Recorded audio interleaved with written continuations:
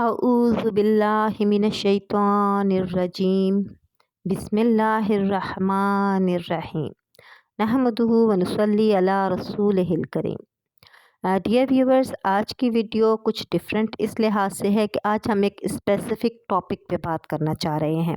अब तक हम सूरह बकरा की आयत नंबर 103 तक का मुतालिया कर चुके हैं और आज हम उसकी जो अभी रिसेंटली हमने जो आयत पढ़ी हैं और उसकी तर्जुमा और तफसीर की है, उनमें सहर का ज़िक्र है। और चूँकि ये सहर एक ऐसा टॉपिक है कि जिस पे हमारे माशरे में बहुत ज़्यादा बात की जा सकती है और अपनी गलत रविश की वजह से या अपने गलत एतक़ाद की वजह से बहुत से लोग इन चीज़ों का शिकार हुए हैं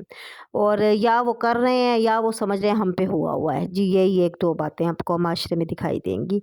तो मैंने सोचा क्यों ना हम एक अलग से माहौल में इस टॉपिक पे डिस्कस करें, बात करें और क्यों ना कोशिश की जाए कि कुरान पाक के हवाले से हम इसको मज़ीद एक्सप्लोर करें। तो पहली बात तो ये कि इन आयात ने ही कुरान पाक में खालिक दो जहान ने वो उन यहूदियों को ये बता दिया है कि हज़रत सुलेमान अलैहिस्सलाम की जो जादू की तरफ निस्बत करते थे ये लोग, ये बिल्कुल गलत है। दूसरी बात बताई गई कि वहाँ पर जो दो फरिश्ते बाबुल शहर में दो फरिश्ते हारूत और मारूत जो थे, उनकी ड्यूटी लगाई गई थी कि वो वहाँ पर आ जाएं और वो वहाँ पर बैठकर जादू के मुतल्लिक बात भी करें और करें भी, लेकिन वो सिखाने से पहले उस अवाम को बताएं, उन लोगों को बताएं कि ये सरासर कुफ्र है। तो अब हम इसके हवाले से ये बात करते हैं कि बेसिकली सहर है क्या, यानी जादू क्या है। तो सहर को अगर आप लुग़त में देखें तो एक ऐसे असर को कहते हैं जिसके सबब ज़ाहिर ना हो, यानी कोई ऐसा काम हो जाता है जिसका हमें पता ना चले कि ये कैसे हुआ है, इसका सबब क्या है। जैसे ख़ास कलमात का असर हो जाता है या गैर महसूस चीज़ों का असर, जैसे जिन्नात और शयातीन का असर या मिस्मरिज़म में क़ुव्वत ख़यालिया का असर, यानी इल्यूजन जिसको बोलते हैं, या महसूसात मख्फ़ी हों, या जैसे मक़नातीस जो है वो लोहे को कशिश करता है तो हमें वो मक़नातीसियत दिखाई नहीं देती, लेकिन हमें ये दिखाई दे रहा होता है कि जी ये जो है खींच रहा है एक चीज़ को अपनी तरफ। तो इसी तरह दवाओं का असर भी आप देखें तो दवाओं के अंदर जो असरात होते हैं वो तो हमें नहीं समझ आ रहे होते, लेकिन दवा लेने से हमारा इलाज हो जाता है।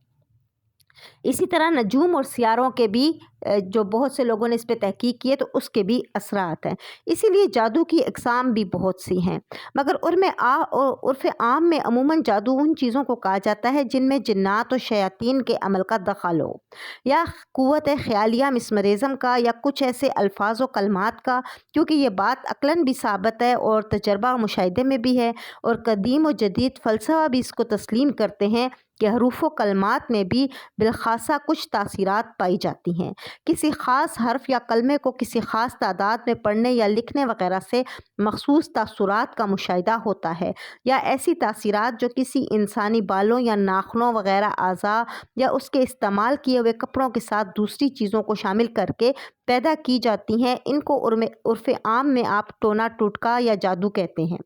इस्तिलाह कुरान और सुन्नत में सहर हर ऐसे अमर अजीब को कहा जाता है जिसमें शयातीन को खुश करके उनकी मदद हासिल की गई हो। फिर शयातीन को राज़ी करने के मुख्तलिफ़ सूरतें हैं। कभी ऐसे मंतर अख्तियार किए जाते हैं जिसमें कुफ्र और शिर्क के कलमात हों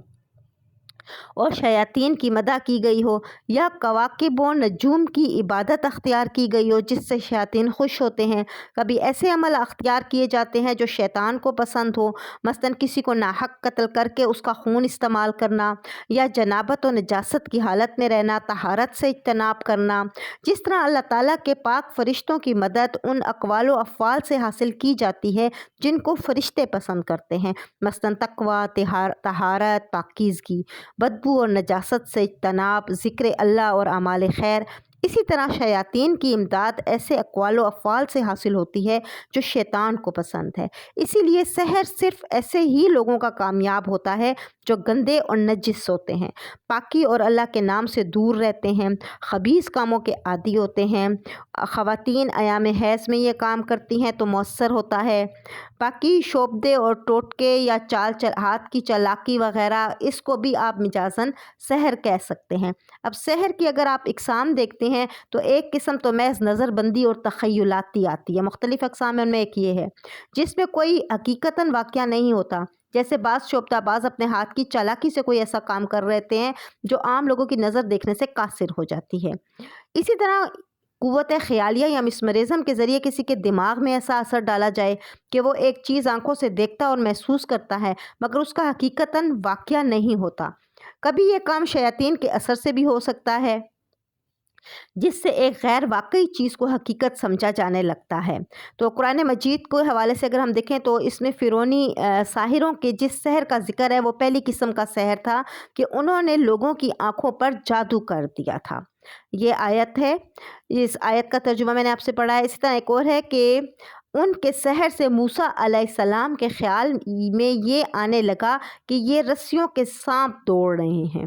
پھر آگے چل کر ایک اور جگہ قرآن پاک میں ارشاد ہے، میں تمہیں بتلاتا ہوں کہ کن لوگوں پر شیاطین اترتے ہیں، ہر بہتان باندھنے والے گناہگار پر اترتے ہیں۔ آگے چل کے ایک اور آیت میں ارشاد باری تعالیٰ ہے، یعنی شیاطین نے کفر اختیار کیا، لوگوں کو جادو سکھانے لگے۔ تو یہ دوسری قسم کا جادو ہے، یہ تخیل اور نظر بندی کا جادو کہا جائے گا اس کو۔ تیسری قسم کا سحر وہ ہے جس کے ذریعے ایک شے کی حقیقت بدل جائے، جیسے کسی انسان یا جاندار کو پتھر یا کوئی جانور بنا دیا جائے۔ اب یہ کس طرح سے ہوگا؟ یہ اس طرح کہ اس کے جو ذہن ہے اس کو ختم کر دیا جائے۔ اب جسم پتھر کیسے بنے گا کہ جسم حرکت نہیں کر رہا، کسی ایسی بیماری کا شکار ہو گیا کہ اٹھ کے بستر سے اٹھ کے ہی نہیں جا پا رہا، یہ ایک سحر کی قسم آ جاتی ہے۔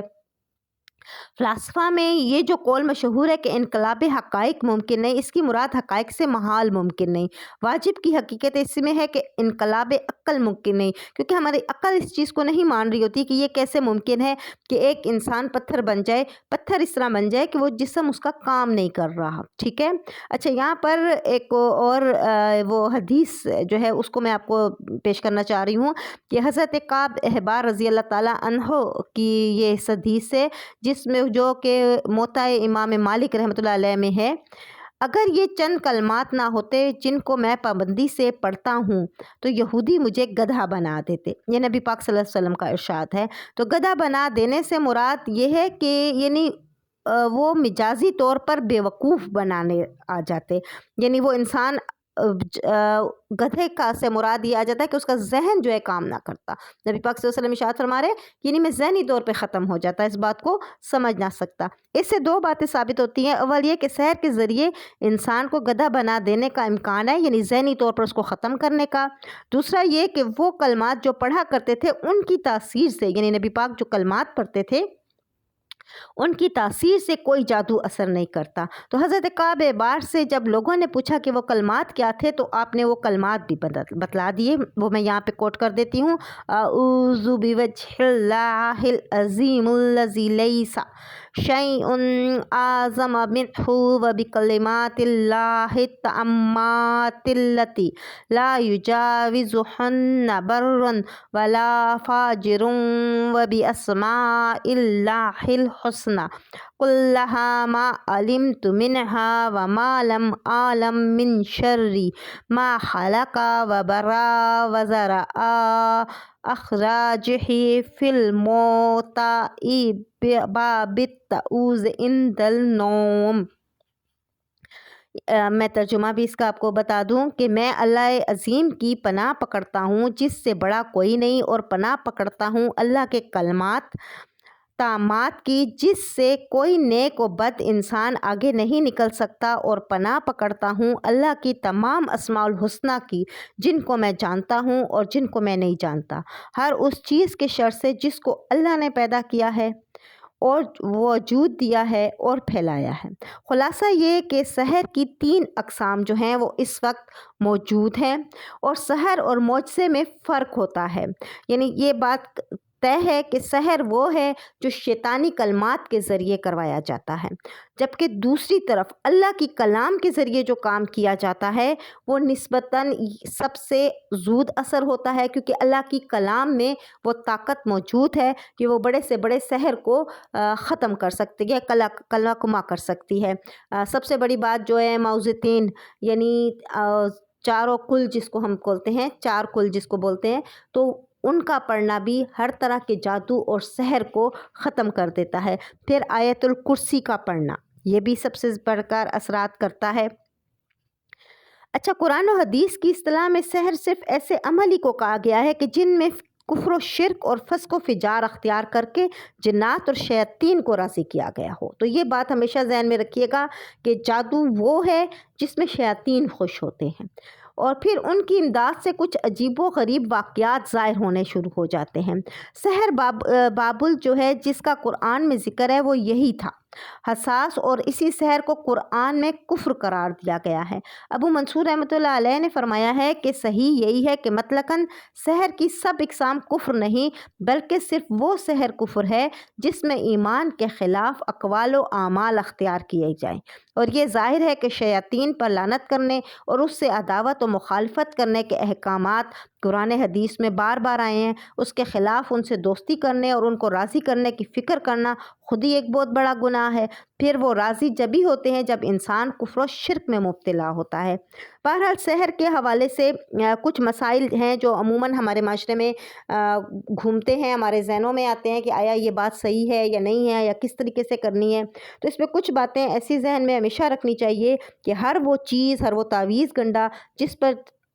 واضح الفاظ سامنے نہ ہوں اور قرآن پاک کے بامانی الفاظ نہ ہوں، وہ حرام ہے۔ اس کو آپ استعمال نہ کریں اور اس سے بچنے کی کوشش کریں ہمیشہ۔ اور دوسرا یہ ہے کہ اگر قرآن و حدیث کے کلمات ہی سے کام لیا جائے مگر ناجائز مقصد کے لیے استعمال کیا جائے تو وہ بھی غلط ہے۔ گویا کہ یہ بات ثابت ہو جاتی ہے کہ کسی بھی طریقے سے ایسا کوئی تعویذ گنڈا کرنا، ایسا کوئی عمل کرنا جو قرآن پاک کے علاوہ ہے، اللہ کی کلام کے علاوہ ہے، لیکن غلط نہ ہو، یعنی الٹی کلام پڑھ لینا یا ناپاکی میں اس کلام کو پڑھ لینا یا کسی بھی طرح سے کسی بھی ناجائز کام کو کرنا، یہ ہر صورت میں حرام ہے اور کفر میں شامل ہے۔ اس کا سیکھنا، اس کا سکھانا، یہ کروانا، یہ سب حرام ہے، اور یہ سب کرنے والا سب سے پہلے کافر ہو جاتا ہے، کفر میں شمار ہو جاتا ہے۔ ٹھیک ہے، تو اب یعنی کافی ہم نے سحر حاصل اس پہ بات تو کی ہے۔ آئی ہوپ آپ کو بہت زیادہ سحر کے متعلق بات جو ہے سمجھ آئی ہوگی، اور آئندہ آپ خود بھی اپنی زندگی میں کوشش کریں گی کہ ان چیزوں سے اپنے آپ کو بچا کر رکھیں۔ سب سے بہترین طریقہ یہی ہے کہ جو دعا خالق دو جہان نے ہمیں بتا دی ہے حدیث کی تھرو، وہ ہمیں اسی کو وہی پڑھنا ہے، اور قرآن پاک میں جو موضوعین ہیں ان کو جو ہے وہ زیادہ سے زیادہ پڑھیں، دن، صبح، شام، تاکہ ہم ان سب چیزوں سے بچ سکیں۔ آئی ہوپ آپ کو ہماری آج کی یہ ویڈیو ضرور پسند آئی ہوگی۔ Thank you very much.